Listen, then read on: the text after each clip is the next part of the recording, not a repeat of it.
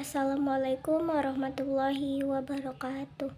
Halo semuanya, perkenalkan nama saya Bilqis Salsabila dari kelas 3A Pendidikan Sejarah dengan NIM 2288240025.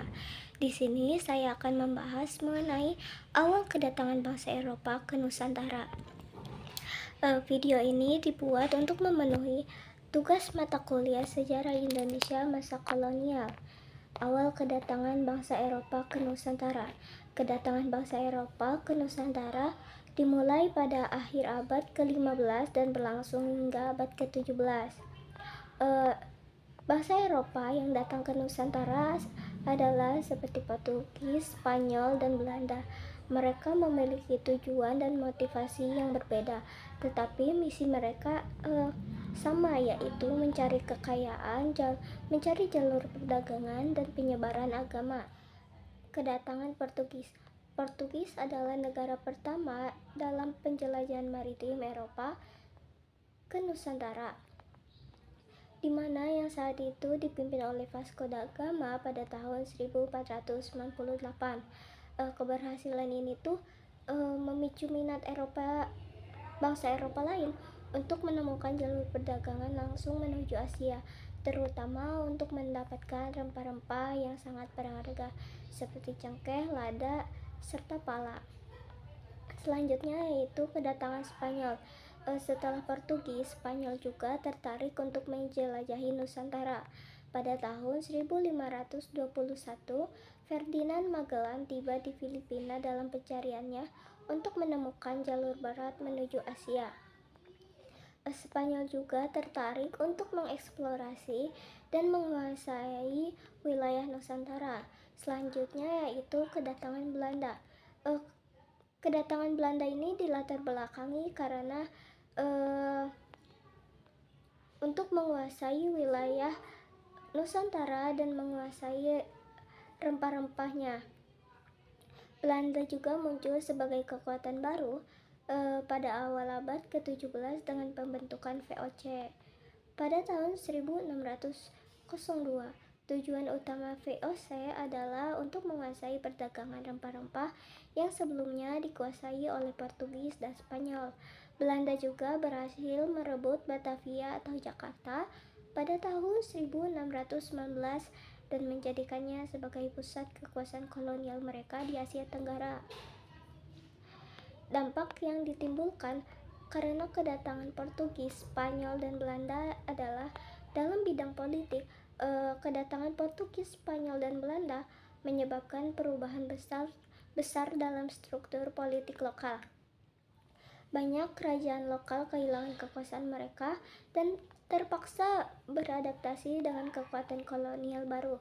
Misalnya, Portugis menguasai Malaka dan mengubah pusat kekuasaan perdagangan di wilayah tersebut. Selanjutnya yaitu bangsa Eropa membentuk koloni-koloni baru yang mengubah peta politik Nusantara. Belanda melalui VOC berhasil mendirikan pemerintahan yang kuat di banyak daerah termasuk Jawa dan Maluku. Selanjutnya yaitu intervensi politik dan kekuatan Eropa seringkali menyebabkan konflik antar kerajaan lokal serta perang saudara di antara mereka yang berusaha mempertahankan kekuasaan.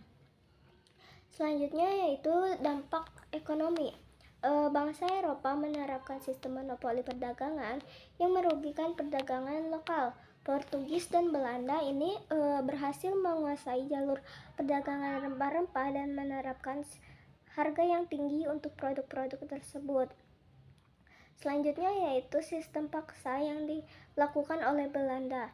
Belanda memperkenalkan sistem paksa ini pada abad ke-19, di mana petani diwajibkan menanam komoditas tertentu untuk diekspor ke Eropa dan berdampak negatif pada perekonomian lokal dan menyebabkan penderitaan bagi para petani. Selanjutnya yaitu dampak sosial.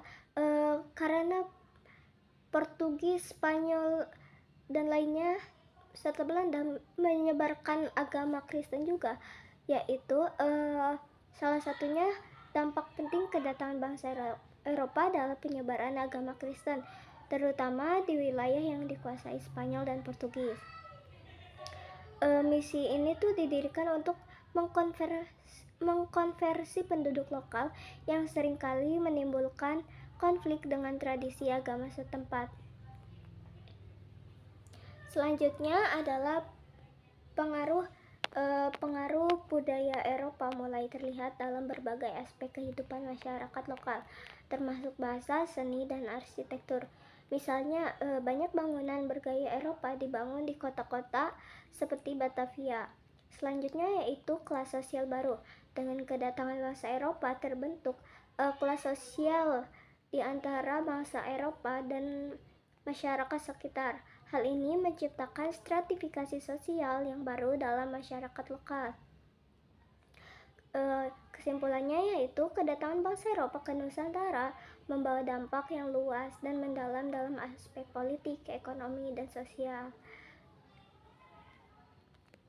Sekiranya hanya itu yang bisa saya sampaikan. Kurang lebihnya mohon maaf. Wassalamualaikum warahmatullahi wabarakatuh.